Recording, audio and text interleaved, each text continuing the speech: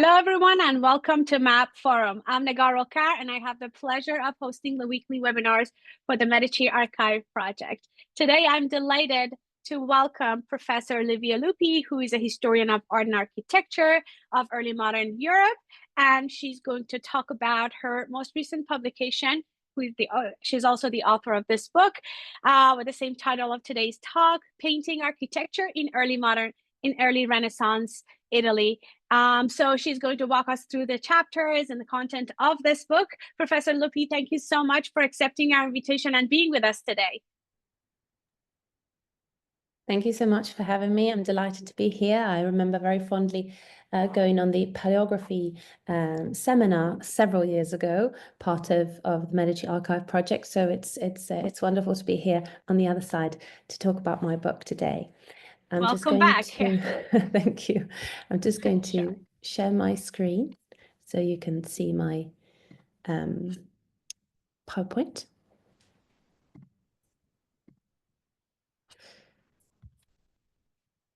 Back to the start, and we'll go full screen. So as Nega was saying, I'll be talking to you about my book today, which really is an effort to clarify my fascination with architectural forms and their representation. The volume's focus on painting stems from 4 burning questions that I had at the beginning of my project. Why are so many architectural settings in this medium so prominent? How do they interact with a narrative, if at all? And how did artists understand architectural forms? And again, why did they labor over them? Scholarship has been relatively uninterested in these issues, with the exception of prominent artists who are known to have worked as both painters and architects, for example, Giotto, Raphael, Michelangelo, and Baldassare Peruzzi. But it always seemed to me that a plethora of other figures genuinely engaged with architectural practice in a precise, thoughtful way, even though they may not have gone as far as designing actual large-scale three-dimensional buildings. And even in the case of Raphael and Baldassare Peruzzi, to my knowledge, there are no substantial explorations of their architectural settings and how they work as artists, and how their work as artists fed into their practice as architects and vice versa. When I started addressing these issues, I thought that scholarship on the topic excessively pivoted on perspectival interpretations and so-called pictorial space. Ironically, all analyses based on pictorial space underline the ultimately two-dimensional nature of architecture and painting, leading to interpretations of it as a lesser counterpart to large-scale three-dimensional buildings, exposing perspectival defects or elements perceived as such, and sacrificing structural integrity to the needs of the supposedly more important narrative.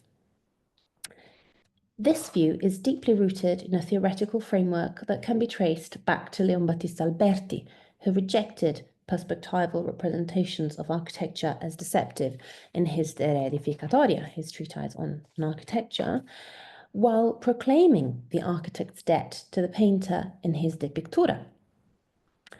Although scholarship traditionally sees Alberti as the originator of the system of the figural arts, these somewhat contradictory statements distinguish the work of the architect from the work of the painter as separate individuals, revealing anxieties around architectural representation that arose from the very fact that many sculptors and painters worked as architects and that architectural practice developed fluidly across media. This is another factor that scholarship has taken for granted and never really tackled as a phenomenon. Interpretations limited to the trope of pictorial space are pernicious because they arise from and reinforce the disciplinary boundaries between architecture and art history, while clear-cut distinctions between the work of the painter or sculptor and that of the architect would have made little sense to Renaissance craftsmen.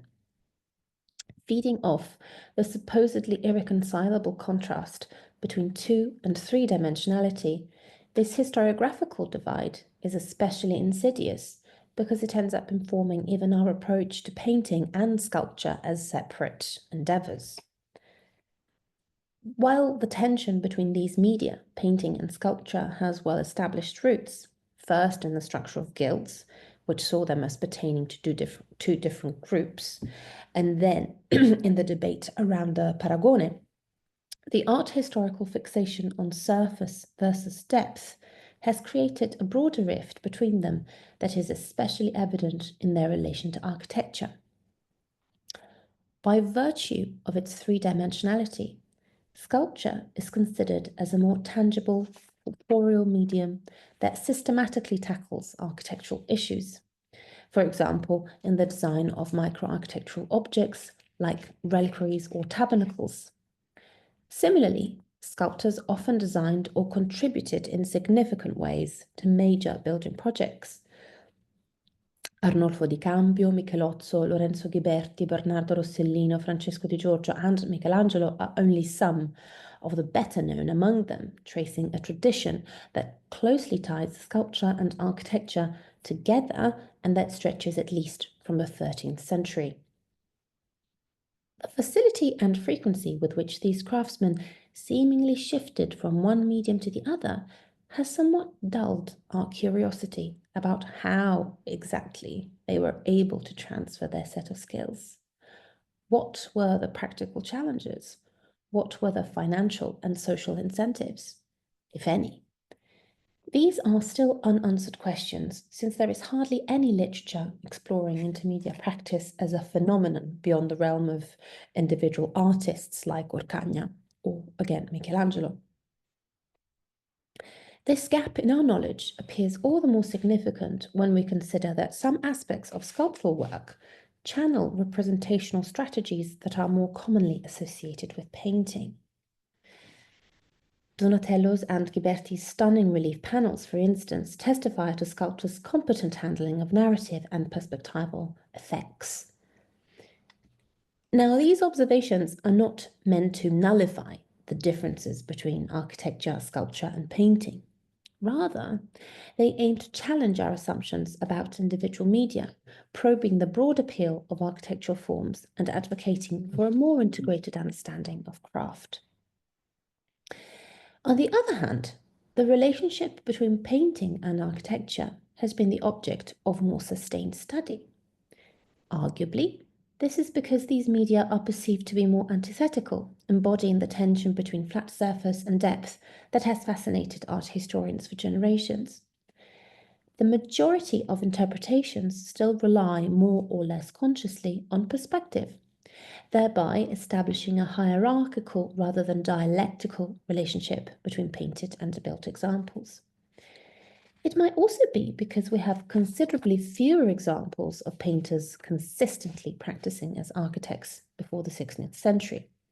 The earliest documented instance, as I'm sure you're aware, is Giotto's design for the bell tower of Florence's Duomo, but even his contemporaries deemed Giotto an outstanding artist, and his contribution to architecture is generally considered an exception rather than as representative of an established practice. These seeming idiosyncrasies have spurred scholarly curiosity in the subject, and over the last 10 years or so, 3 monographs, 2 edited collections, and 1 exhibition have focused on the representation of architecture in Italian painting between around 1300 and around 1600. And here you see the covers of some of them. So some of them are edited volumes, and some of them are monographs, and bottom right is the poster of an exhibition at the National Gallery 11 years ago. Yet, these contributions hardly consider the architectural value of buildings and painting, or the broader contribution artists made to architectural practice. The tendency to interpret architectural settings in primarily spatial terms is especially rife in analyses of painted examples. This is why my book focuses on painting, though it does mention several sculptural examples as way of comparison. My aim is to reorient the discussion away from perspective and pictorial space in order to emphasize artists' engagement with architectural forms per se, rather than as a means to achieve a more or less convincing three-dimensionality. Perspective-based approaches, I would argue, result from the disciplinary gap between art and architectural history, which holds all architectural representations accountable to expectations of more or less standardized architectural drawings. What I contend in my book is that early 15th century artists were instrumental in developing these very standards.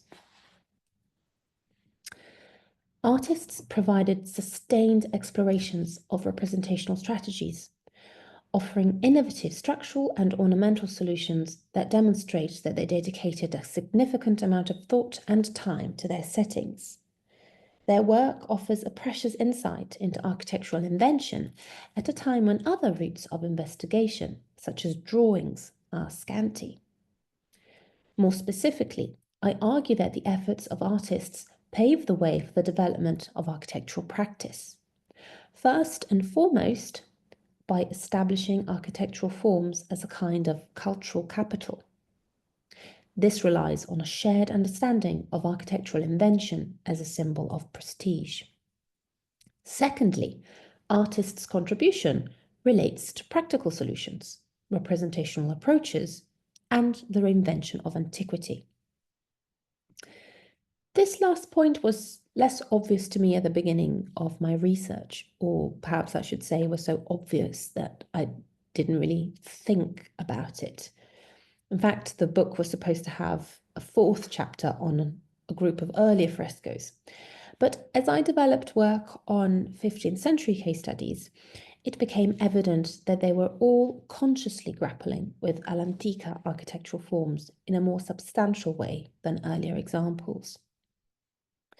The fact that they do so in exuberant, non-normative ways that often do not shy away from Gothic forms has been detrimental to their place in a historiography that is still normative at heart, still manifesting the anxieties around the status of the architect as a cultured professional, distinct from the craftsperson. These debates took more explicit shape during the 16th century, but arguably still have a place in the professional fashioning of today's architects. So, in essence, the book offers a contribution to bridging the historiographical gap between art history on one side and architectural history on the other, tracing the emergence of the architect as a new professional and understanding the role of craft in the elaboration of new architectural forms. The book focuses on 3 case studies. They're all fresco cycles. Masolino da Panicale's baptistry in Castiglione Olona in Lombardy, the Pellegrinaio in the Hospital of Santa Maria della Scala in Siena, and finally, Fra Angelico's Nicholas V Chapel in the Vatican Palace. Frescoes present the earliest and most audacious examples of architectural experimentation in painting, from Giotto to Altichiero da Zevio, and you see here Altichiero, offering more extensive, cohesive visual material compared to individual paintings on panel, canvas, or parchment, enveloping whole environments and potentially addressing a considerable number of people at the same time. Fresco cycles represent a bold statement on the patron's part. More importantly, they are at one with built architecture, enabling us to reach more comprehensive conclusions about the extent to which artistic and architectural practice were intertwined. In this respect, frescoes appear especially apt case studies when we consider the scantily documented practice of sketching design ideas in chalk on the walls of a building under construction, a practice that, it seems to me, is comparable to synopia, the preparatory drawings that painters sketched on the walls to be frescoed. And here you can see the same synopia, a detail of it on the left, by Masolino in his cycle of the True Cross in Empoli.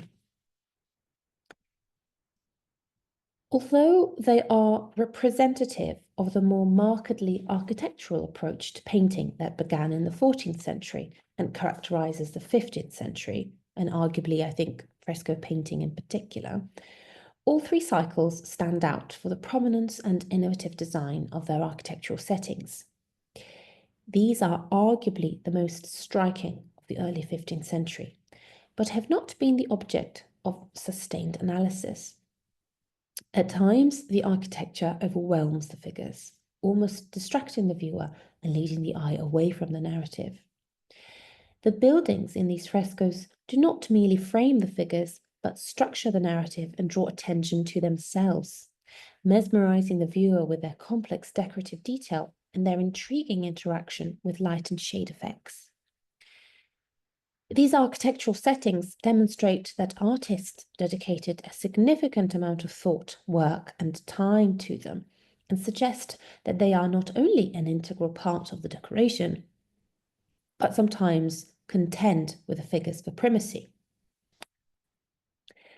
So I thought that today we'd have a closer look at part of chapter 1 and part of chapter 3 of the book. And so we're going to focus on Masolino's work at Castiglione Olona, and then we're going to look at Fra Angelico, but you will see images from the Pellegrinaio as well. In fact, this one is from the Pellegrinaio. Now, Masolino frescoed this cycle of St. John the Baptist in Castiglione Olona in 1435. He was working for Cardinal Branda Castiglione, an erudite, influential figure with a remarkable international network. Masolino's frescoes are a particularly precocious example of patronage patterns inspired by classical antiquity and informed by a degree of artistic and architectural ingenuity, pointing to the patron's cultural and the artist's professional ambition.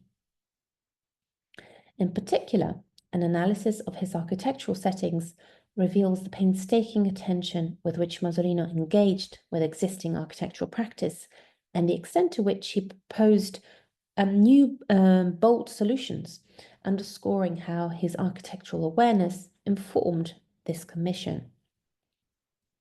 On the one hand, I think this suggests that architectural knowledge and invention were key skills an artist had to possess in order to fully convey his patron's vision. On the other, it highlights the cultural potential attached to architectural forms in this period, pointing to a nascent architectural consciousness that was first delineated in artistic practice as a platform for experimentation. Art and architecture in Tuscany and Lombardy are the main bulk of material Masolino drew from for his settings at Castiglione, proposing for them ambitious reinterpretations in a classical key. The most informative structure in this respect is the temple in the Annunciation to Zechariah. Its seemingly octagonal shape reproduces polygonal, centrally planned structures like the baptistry in Florence or the Lateran baptistry in Rome, while also responding to a Lombard tradition represented most eminently by San Lorenzo in Milan, a complex formed by adjacent octagonal structures that was considered antique and was later studied by influential architects like Bramante, Giuliano da San Gallo, and Leonardo. Now, of course, here you see several parts of this building that were clearly completed much later than 1435 when Masolino was painting. So I am here referring to the original early Christian parts of the complex. Masolino's interpretation counts among several others that testify to the fascination of artists and architects alike for this kind of structure. From Duccio's and Giotto's early explorations, and here you see Duccio, a panel from the predella for His Maestà for the Duomo in Siena. So from Duccio and Giotto's early explorations to the Or San Michele tabernacle for the Doctors and Apothecaries Guild, from Lorenzo Ghiberti's East Doors for the baptistry in Florence. I'm referring to some of the buildings in this beautiful cityscape in the background of one of his panels. I don't know if you can see my cursor, but these centrally planned polygonal buildings like these ones here, the most prominent of which is this one. So from things like these to Filippo Brunelleschi's design for Santa Maria degli Angeli, commissioned barely a year before Masolino's frescoes at Castiglione by the heirs of Filippo Scolari, for whom Masolino had worked in Hungary between 1425 and 1426. Masolino's painted interpretation of this building plan is especially interesting because, unlike Duccio's and Giotto's examples, it represents exterior and interior simultaneously, bringing together two kinds of architectural representations that would later be standardized as elevation and section. Gentile da Fabriano had also adopted this approach for the presentation at the temple, for the Strozzi altarpiece. So this would have been again a predella panel. But while his temple features a cross-vaulted ambulatory and intricate decorative details, Masolino makes his structure much easier to read by giving complete visibility to the back wall, which clearly echoes the frontal projecting sides. His simplification of the structure's interior confirms and underscores its central plan, and is similar to what Andrea Cavalcanti did, though about 10 years after Masolino, in his presentation for the Santa Maria Novella pulpit. The interior view in both Masolino's painted temple and Cavalcanti's sculpted one, with their intersecting walls, pilasters or engaged columns, and flat entablature, explores structural and decorative effects that were realized decades later by Giuliano da Sangallo for the sacristy at Santo Spirito in Florence, demonstrating these artists' precocious architectural experimentation. The main vehicle for this kind of experimentation in Masolino's work is classical architectural detail, which led him to strikingly insightful decorative and structural innovations. The detailed trabeation of Herod's palace compresses in the architrave details normally found in the cornice, such as dentils and egg and dart mouldings, representing one of the earliest examples of carefully rendered architrave moulding in either painting or building since antiquity. The frieze, where wingless putti hold festoons, proposes a decorative solution borrowed from Roman sarcophagi and updating Jacopo della Quercia's design for Ilaria del Carretto's tomb in Lucca, which you see bottom right. But here the putti have wings. Collapsing architrave and cornice and adopting for the frieze a motif mainly found in sarcophagi and triumphal arches.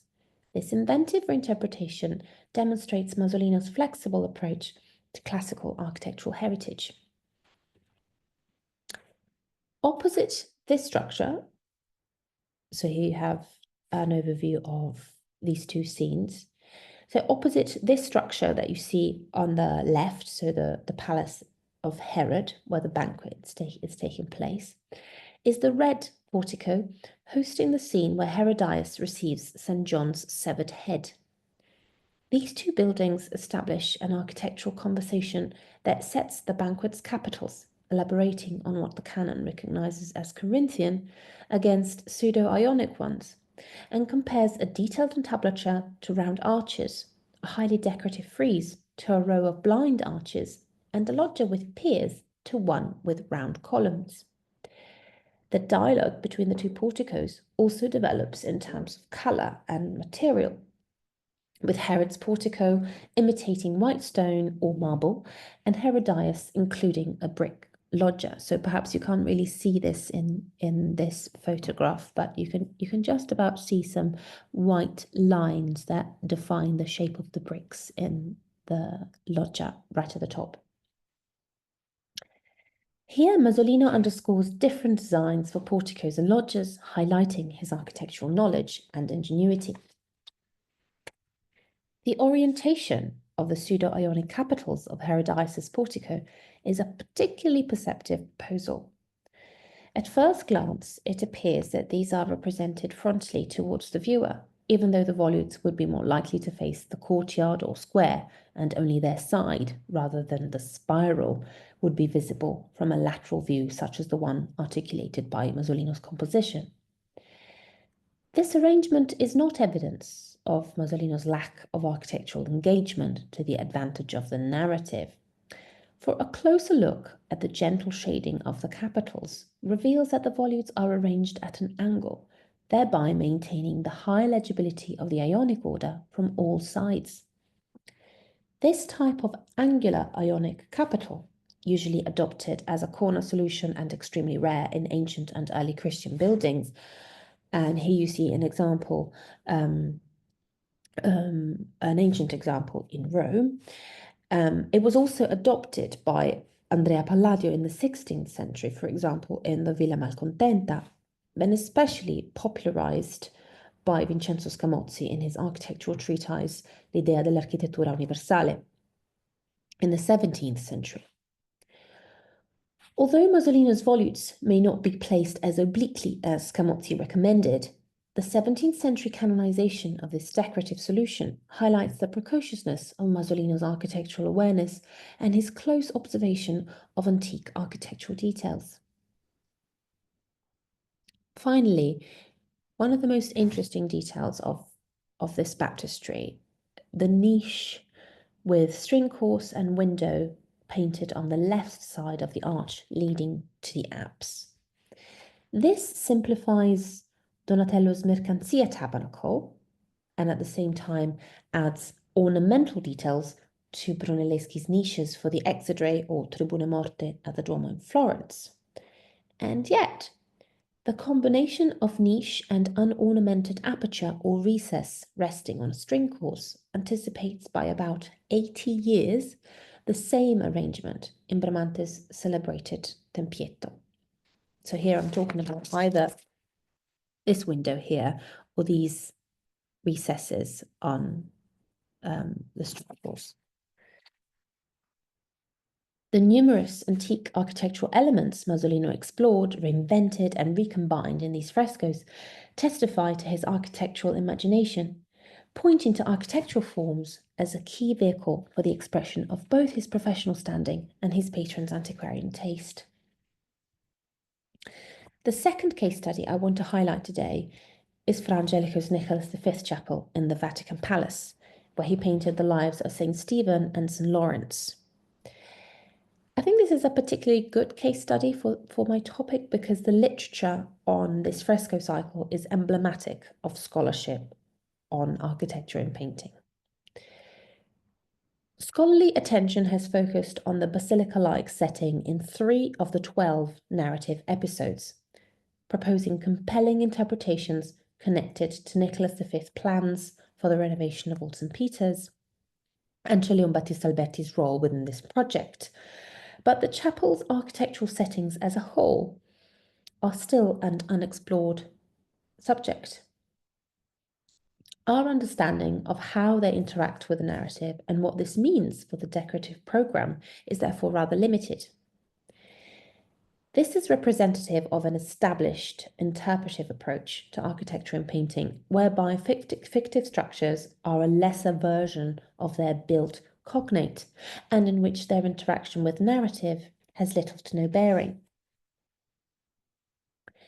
In this instance, this approach is especially fruitless for 2 main reasons. First, because a tangible link between Fra Angelico, Alberti, Nicholas V, and his architectural plans, and then the painted structures of the chapel on top of all of this, is as elusive as it is intriguing. I don't deny that it is intriguing, but unfortunately, it's rather elusive. And secondly, because the chapel's settings are not considered in their entirety. Assessment of Fra Angelico's potential reliance on Alberti's architectural ideas is usually informed by interpretations of Alberti's relationship with the Pope. Now, these range from seeing Alberti as the only possible source for Nicholas V's urban plans, all the way to Manfredo Tafuri's radical rejection of this theory. He contended, rather convincingly, I think, that Alberti was a marginalized figure in the Curia and that Nicholas V is unlikely to have heeded his advice. While Anthony Grafton requalified Tafuri's contribution, suggesting that even as an outsider, Alberti could still have acted as a consultant, these discussions often do not include Fra Angelico's architectural settings, or if they do, they tend to focus on only 3 out of 12 scenes in the Nicholas V chapel, as I said before. Those that are considered more Albertian or suggestive of Nicholas V's intervention in the urban fabric of Rome. And here you see the 3 of the 12 scenes that the literature focuses on. In my book, I provide a more thorough overview of the chapel's settings, elucidating the importance attached to these painted structures as a cohesive whole.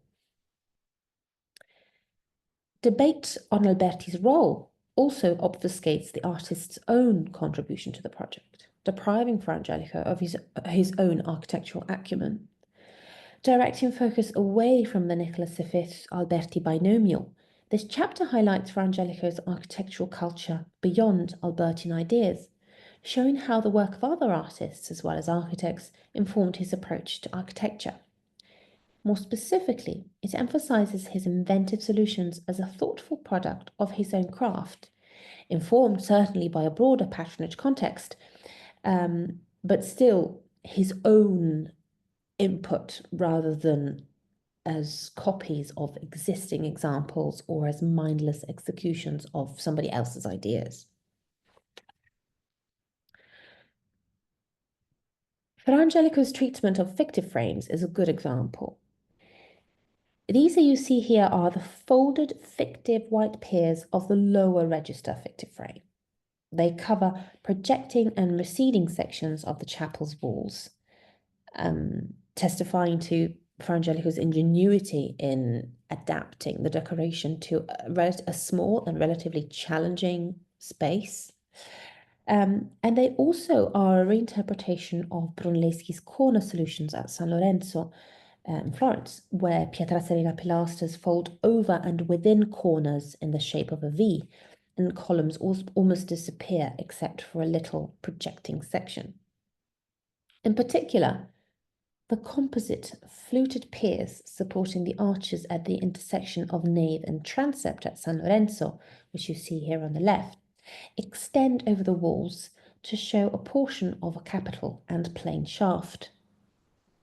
This solution seems to me strikingly similar to the fictive piers on the east wall of the Nicholas V chapel, which extend towards the narrative and also to some extent reproduce this combination of fluted or very elaborate shaft placed right next to a plain shaft that extends towards the rest of the wall in Brunelleschi's case and the rest of the decoration in Fra Angelico's case.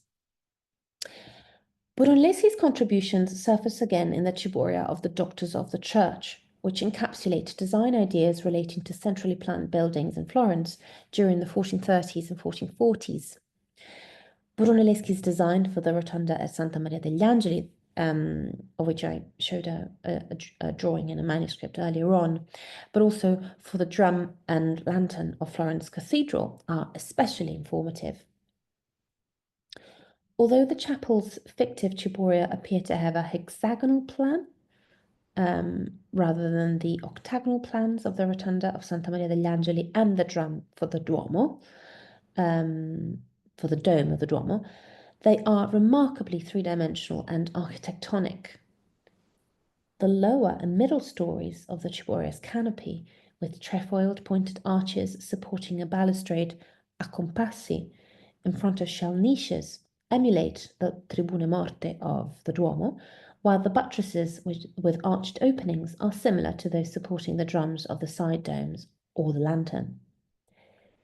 These details testify to Fra Angelico's awareness and understanding of cutting-edge contemporary architectural design in Florence, and his ability to incorporate it into his painting practice, which included adjustments to the irregular structure of the chapel. Yet, experimentations around polygonal, centrally planned buildings were not a prerogative of built architecture. Fra Angelico's ciboria are representative of a generalized, renewed interest in this kind of structure that affected sculpture and painting as much as architecture. I mean, we've already seen Masolino's temple at Castiglione Olona, but also some of the frescoes that I discussed in my second chapter, the case study in Siena, are slightly earlier painted instances. These re-elaborations also dialogued with micro-architectural objects like reliquaries, monstrances, or pastorals. For instance, a pastoral now at the Museo dell'Opera del Duomo in Florence, which is dated between 1425 and 1435, so contemporary to Masolino's frescoes, for example, and about 15 years, probably, 10 years before Fra Angelico's frescoes for the Nicholas V chapel. Now, this pastoral features a centrally planned polygonal structure on 2 stories that is closely comparable to Fra Angelico's Ciboria. Similarly, this reliquary on the right brings together foliated capitals with volutes and abacus blossoms supporting pointed trefoil arches and crocketed gables. A solution especially evocative of the Corinthian capitals and shell niches alongside pointed trefoil arches and corbels in Fra Angelico's Ciboria. So this is really interesting use of 2 different architectural languages, not seen as competitive architectural languages. These sculpted and painted examples testify to a period of intense architectural exploration across media that stretched to earlier and contemporary examples in monumental sculpture. Ultimately, it seems to me that this all resulted in the construction of structures like Bramante Stempietto, a renowned and much studied building central to any survey of early modern architectural history. So why do we not engage more with its painted and sculpted antecedents as prototypes? Innovative ornament is also an integral part of the Nicholas V chapel. Experimenting with the Ionic and Corinthian orders, Fra Angelico designed original capitals that on the one hand demonstrate his awareness of classical architecture as used by figures such as Brunelleschi and Michelozzo, and on the other diverge quite significantly from their work, including unusual decorative solutions such as fruits and colours or lancet-shaped leaves. Rather than conforming to an architectural system, Fra Angelico uses a more ornamental approach that falls between a consistent exploration of Vitruvian orders and a totally heterodox imaginative approach. This is in keeping with the pictorial experimentations on capitals that I discussed primarily in relation to Siena's Pellegrinaio in chapter 2. But I would say that Fra Angelico's capitals are arguably the most precise among them. In this respect, Fra Angelico is similar to Michelozzo, who engaged with Brunelleschi's heritage, but proposed highly innovative, ornate, and yet carefully proportioned capitals, such as those in the cloister and library at San Marco, Fra Angelico's own convent that you see here on the left, and those in the San Miniato and Santissima Annunziata tabernacles, and here on the right you see the San Miniato tabernacle. As such, capital designs like Fra Angelico's should be considered as genuine contributions to the efforts various craftsmen were making to define and reinvent classical architecture ahead of figures like Giuliano da Sangallo, whom scholarship often considers as a pioneering figure in this respect.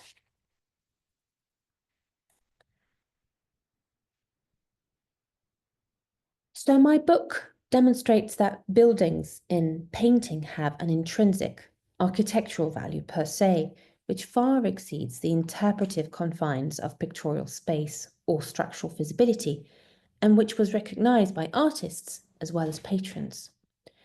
But to what end? And here we go back to the questions that I posed at the beginning.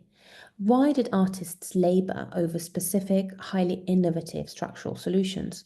Why did they endeavor to design original ornamental motifs that brought together sculptural, painting, and architectural approaches, as well as showcasing their understanding of materiality?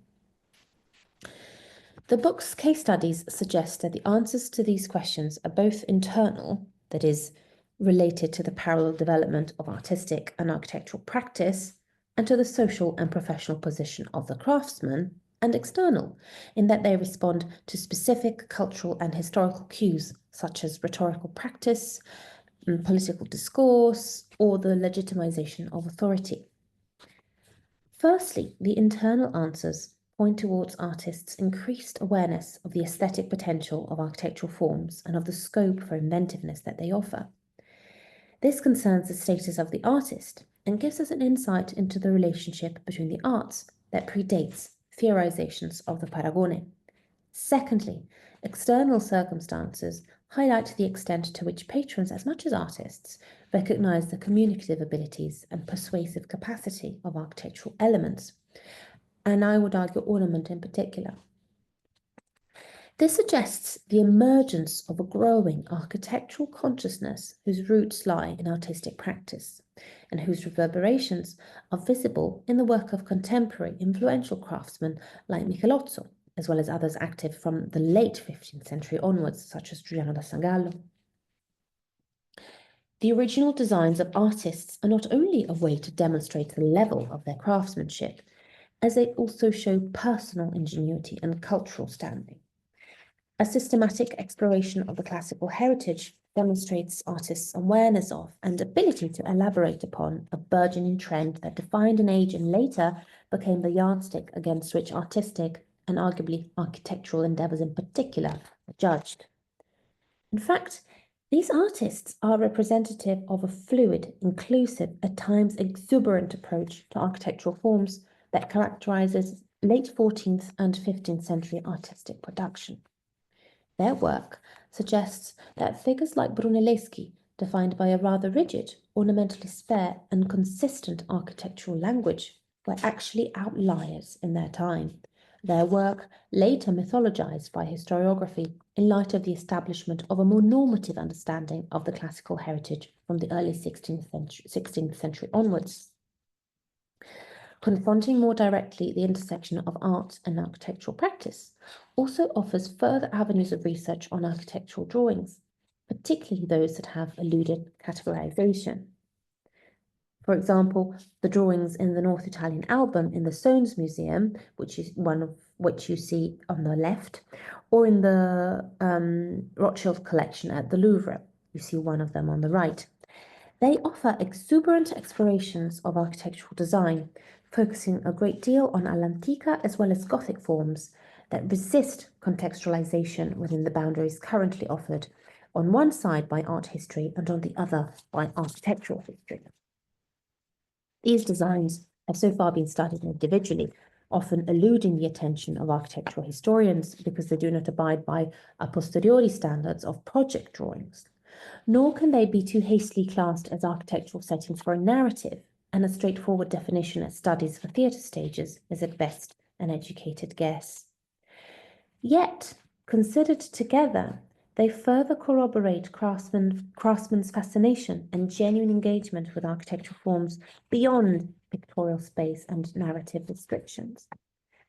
Carefully executed to a polished state on expensive parchment, these drawings were most likely used to draw patrons' attention, indicating the broad appeal of architectural forms. They urge us to reconsider our categorization of architectural drawings to include a wider variety of representational strategies whose intersection with building practice is in need of clarification. I started tackling this topic with a digital exhibition for the Sir John Soane Museum in London that focuses on the North Italian album and brings together drawings, frescoes, and mosaics to question our understanding of architectural drawings and problematize the painter-architect as a historiographical category. But let me conclude now, quickly returning to the book. Here you can see some slides from parts of the exhibition. We might want to talk about this later on, or perhaps not talk. So quickly returning to the book. Today's presentation focused on architectural invention, but the book also tackles patronage, suggesting that patrons' expectations were also taking a more architectural turn, though they may not have made this explicit in contracts. These artists' sophisticated architectural manipulations are an index of their sensibility for patronal wishes, which hinged on both parties' awareness of the communicative abilities of architectural forms. Whether they respond to specific rhetorical and cultural practices or engage with political discourses, architectural settings add meaning to a narrative, articulating wonder and conveying prestige redefining identity and curating one's status through structural ingenuity and ornamental originality. That these ambitions should take a specifically architectural form testifies to an increasing fascination for the aesthetic potential of the architectural medium and to a growing understanding of its powers of persuasion. These affected the artist, who was responsible for devising the specific forms the settings would take, of course, showcasing their skill and captivating his viewers, as much as the patron, who thus curated a new personal or institutional identity. This book's architectural settings expose a direct connection between innovation and persuasion. Yet, they also point to the emergence of a growing, almost obsessive interest in architectural forms. Artistic practice provided an excellent opportunity to start exploring different manifestations of architecture and to examine how these responded to narrative concerns, be they compositional or related to the subject matter. This certainly influenced later approaches to architectural settings in painting, as well as informing architectural practice, both in terms of actual building and representational strategies at the project stage. But it also initiated a wave of architectural creativity that investigated the seemingly inexhaustible breadth of ornamental possibilities, as demonstrated by the popularity of 16th century prints elaborating capital designs, and focused on the charm of ruins and buildings per se, devoid of identifiable narratives, and the development of new artistic genres like architectural capricci and vedute. Understanding the role of early Renaissance artists in this process enables us to better appreciate the modalities with which architectural forms were gaining cultural currency, clarifying the evolving relationship between different crafts and the extent to which they could inform as well as compete with each other. Thank you for your attention. Thank you, Professor Lupi, for this fascinating talk. I truly enjoyed this presentation. So now, by now the Q&A is officially open for you to write your questions, and I can read them to Professor Lupi. I know it's very late, your time, it's almost like 10 to 12. It's fine. So almost morning. But I'm going to start with sort of a methodological question, if you don't mind. Right. So how do you think your study in this book challenged the boundaries between media in early Renaissance visual culture? Well,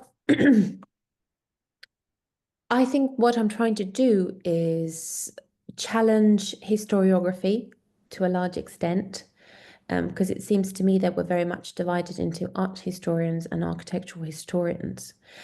And I don't think this makes a huge amount of sense if what we're looking at is material from the 14th, 15th, and 16th century, perhaps even later. And I'm interested in seeing how exactly people could shift. I'm just fascinated by how people were given jobs, very important jobs in terms of architectural projects, without having nothing under their belt that would give them credibility in that realm. So I think that we need to look more closely at social phenomena that might have incentivized these changes and the emergence of the architect as a fully fledged professional, because it did not exist at the point that we're, when during the period that my book focuses on. In fact, it would not exist for quite a long time, even after that. And I would like to challenge our understanding of the influence of the guilds as well, I think, because they clearly organized in a very strict and extremely influential way training and practice of crafts, dividing them very strictly. And we have instances of people who were fined, including Brunelleschi, for practicing as an architectural designer when he was actually part of the Silk Guild. So he was fined and arrested, I believe. So we have examples of this sort. The guilds were immensely powerful. But then if you look at visual evidence, you also have many instances where clearly, in spite of these regulations, people were performing very fluidly across crafts. So that's really what interests me. And this is what I hope that the book will start a conversation on. Right. Yeah, that was actually one of my questions. What do you hope for the book to one concepts, what approaches do you wish the book to challenge? You already sort of covered that, but yeah, if you want to add anything to it. Well, I would like us to I would like us to be more critical of our expectations of architectural drawings, which is something that I mentioned at the end, and consider architectural practice in a more integrated way with art practice. Because it seems to me that many of the representational strategies that that were devised for architectural practice have their roots in art practice. And in fact, now already, I realize in the book I talk about artists and I talk about architects, but I should perhaps have talked more readily of craftsmen, because you have so often the same figure performing both roles depending on the context. So I hope that the book will offer a contribution in this sense, in terms of challenging historiography, encouraging a more critical and in-depth assessment of the fluidity of practice across crafts, a more critical engagement and understanding with the emergence of the architect as a new kind of professional, and also perhaps a tad more specifically reconsidering, challenging our understanding of what constitutes an architectural drawing, and helping us realize that the so-called painter architect, which is a term that is often used in the literature and everybody seems to know what this means, but really when you start scratching the surface, I think in light of what I discuss in the book, it seems to me that it's very much a historiographical category that we should challenge more readily. Right, thank you. So my next question is about what methodological frameworks did you employ to analyze these paintings or painted architecture as both like a visual rhetoric and also design practice? So it's basically about your methodology. There's nothing particularly fancy. My work is very much object-based and visual analysis based. So I just engaged on a very simple level with just looking at the visual evidence. If you mean in terms of selecting my case studies, is that what you also meant, or? Yeah, that also includes, yeah. Yeah, so I think that 14th century frescoes have also been very influential, and in fact, my introduction opens with a 14th century case study in Florence, in Santa Croce. But as I mentioned in my talk, as I started exploring this project, it seemed to me more obvious that it's in the early 15th century that artists start grappling more consciously with, in a more sustained way, with all'antica forms. And I had one case study from the 14th century that I initially wanted to include, but then I realized that it didn't really fit with the others. So the case studies I chose them because they are complete fresco cycles in single environments, almost freestanding environments, not literally freestanding, but isolated environments, sometimes completely isolated or sometimes enclosed within a larger complex, but, you know, independent, so to speak, in terms of the decorative cycle. And I also think that they are the most striking, the most representative of the key elements that I wanted to emphasize.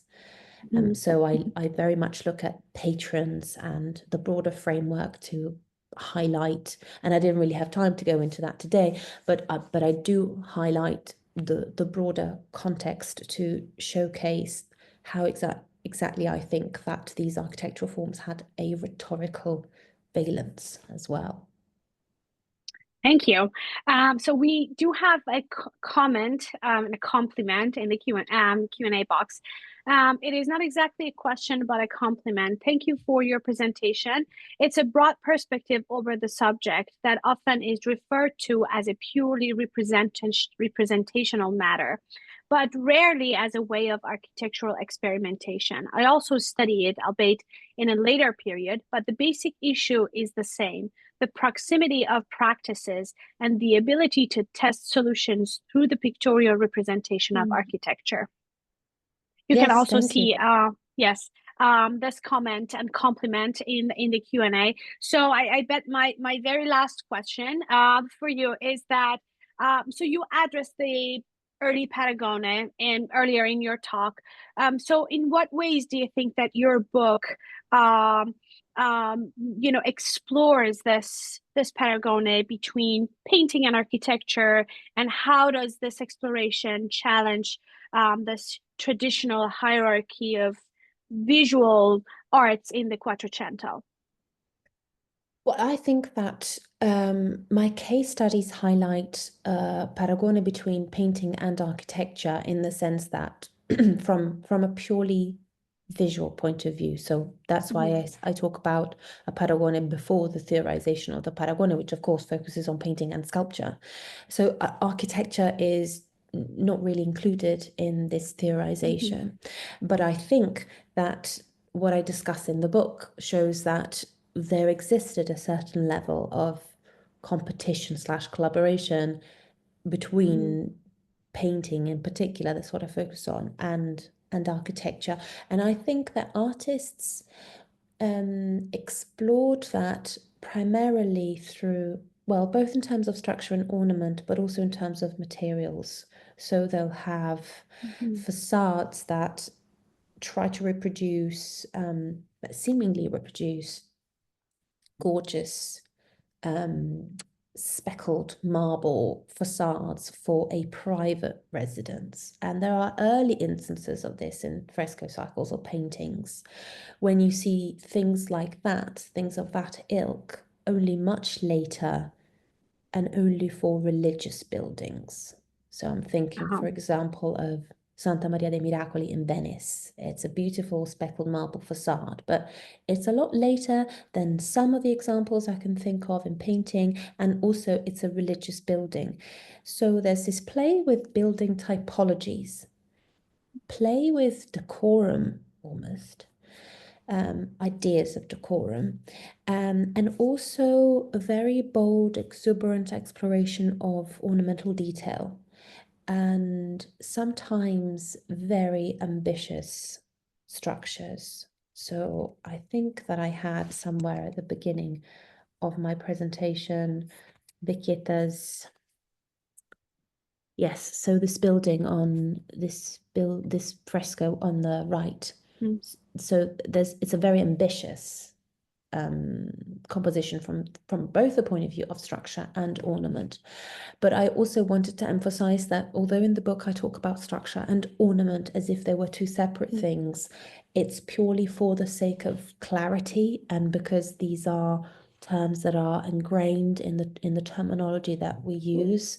But I'm aware that they are a historiographical result. I mean that in terms of structure and ornament, they were one and the. I think artists at this point perceive them as one and the same. We sometimes think of ornament as a later addition, but I do not think that. I think that they were absolutely convinced that one didn't exist without the other.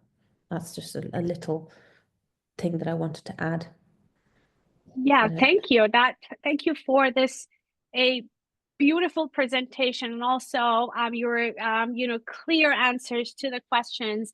Thank you so much again for joining us today. I Thank you know for it was having not me. easy. Of course, it was an honor to have you, and what could be better than listening to a book talk by the author of the book with a fascinating topic. So congratulations again on this publication. Thank you. We hope to have you again in the future. Thanks again So for do joining I. us.